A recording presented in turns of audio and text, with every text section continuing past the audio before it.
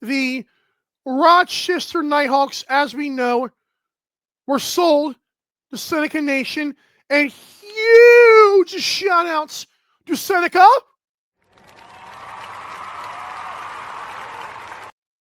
That's right. Thank you so much for your love of the game and the sport and the league.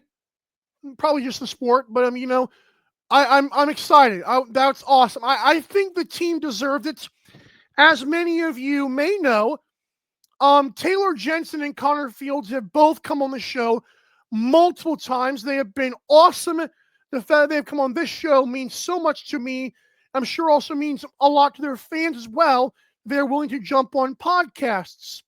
I'm interested, though, to see how quickly they can grow and Seneca can grow and the Rochester team can grow the attendance, because that to me is a very quick sign of growth. We know, it's funny, when I first started the show, I was like doing attendances, and it was like I'm sitting here watching these, like I'm sitting here reporting these things over and over again, and I know now I'm glad it's common knowledge that Graham Perro posted a lot on his site, NLLstats.com, which is a luxury of information, by the way.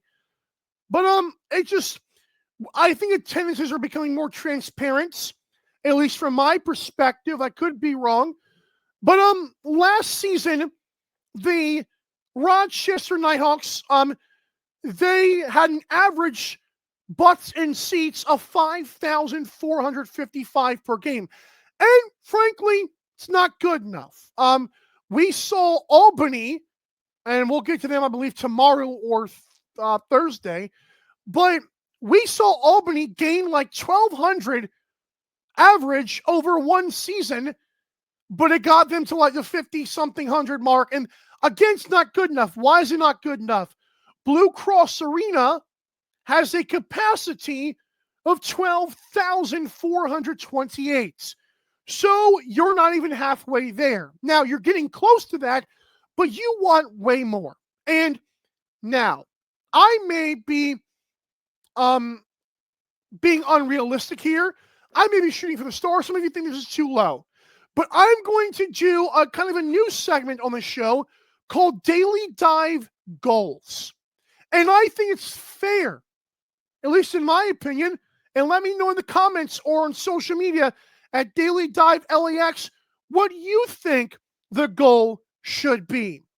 So I believe, because the attendance was at 5,455 last year, and I know, of course, the capacity is 12,000 some, I'm not going to sit here and say, get 10,000 automatically. Let's shoot for 7,000. Realistically, I know dang well that will not happen. But how high can you grow this thing? Again, Albany did it 1,200. Over one season they grew like that. It seems like a lot. And it is a lot. And congrats to Albany. Obviously, that train now has moved on. But I think 7,000 average would be a stretch, but achievable. It's also something to look forward to. So with that being said, if I am a Nighthawks fan, if I am around the area, and folks, I know, believe me, I know sports sometimes, like, why not stay home? And I get that. I am all for that a lot of the times, most of the time, really. But I've gone to two Georgia Swarm games. That's my NLL butts in seats. That's my career so far. I've done two games. Both times, electric, fun, saw everything that was going on. Because you think of like NFL, and I know a lot of people have gone to a baseball game. Even I went to a baseball game, thought it was terrible in person. But it's like, you go to those kind of games, it's like it's so far away, you don't really know what's going on. There's a lot of people being drunk or whatever it is. You go to a hockey, an NBA. I've never been to one of those, but I've heard they're great. Lacrosse, like box lacrosse, it's so much more personable. It's intimate. The fans are talking. The in-arena hosts are having fun. That's how I met Charlie B., who now works with the Falcons. He might still do the Swarm. I haven't checked that yet. But I'm excited to be at those games. If it wasn't 4 hours away, I'd go. So if you are within an hour or two, I beg you to go to Rochester. Even if you don't, tell someone you think would enjoy it. The hint, everybody who's a sports fan will. I have said that from day one. This league is stinking awesome. It is one of the few sports that can both be great in person and on TV/phone, whatever. It's a rare thing. This doesn't even work for field lacrosse. For box lacrosse, it 1000% works.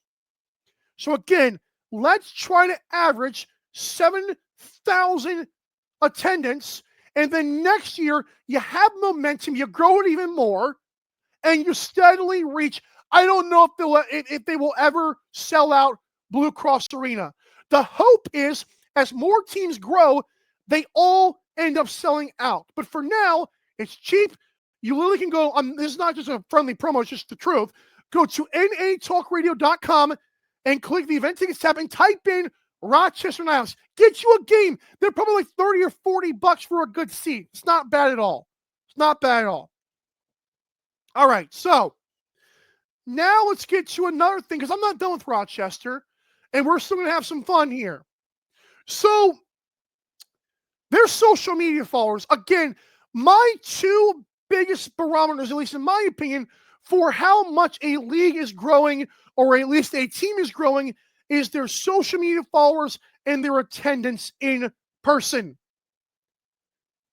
On Instagram, the Rochester Knighthawks have a following of 12.9 thousand. We'll just call it 13,000 followers. The Rochester Knighthawks on Instagram. On Twitter, they have 6,234. Now I know Twitter, that's an interesting place. I know I didn't include TikTok. I'm barely on TikTok. I know a lot of people are, but I feel like we want to grow on Instagram and Twitter. Twitter, 6,200, that's okay.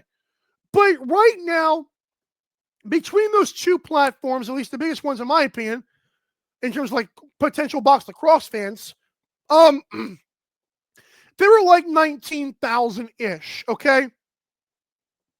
Yeah, it's like 18, it's like 19 and a half, whatever, thousand. Let's set a daily dive goal for not just 7,000 butts and seats on average. Let's do 30,000 followers by the time June or July comes around. All right? How's that sound? Let's do June or July. Let's say by July 1st, Rochester Knighthawks have 30,000 followers total. I don't care if they gain them on Twitter or Instagram. Let's set that goal. And why am I setting that goal? Because again, it shows growth. It shows, because I'll put it this way, fans will follow the league. They'll follow your boy here at Daily Dive, but will they follow the team? Because that's the locals. That's the ones who are like rooting for. I follow every team. Most people don't. Okay? They don't want to follow Rochester, and it's fine. So, with that being said, I believe, again, 7,000 average attendance might be hard to achieve, but let's try it. And 30,000 social media followers between Twitter and Instagram.